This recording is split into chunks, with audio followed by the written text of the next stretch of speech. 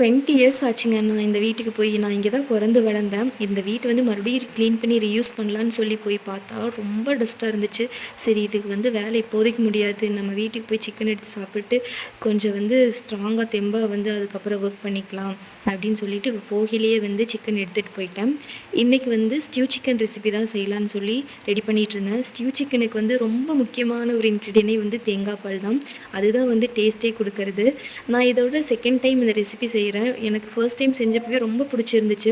Kerala recipe அப்படிங்கிறனாலே full and full coconut oil use பண்ணி தான் பண்ணியிருந்தேன்.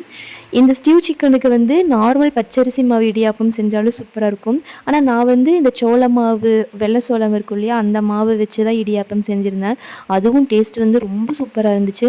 இது கூட ஆப்பமும் நல்ல காம்பினேஷனாக தான் இருக்கும். ஆனால் எனக்கு வந்து இந்த சோள இடியாப்பம் வந்து ரொம்ப பிடிச்சிருந்தது. டேஸ்ட் வந்து ரொம்ப சூப்பராக இருந்துச்சு. ட்ரை பண்ணி பாருங்கள். வீடு க்ளீன் பண்ணுற கிளிப்ஸ் எல்லாமே நெக்ஸ்ட் வீடியோவில் அப்லோட் பண்ணுறேன்.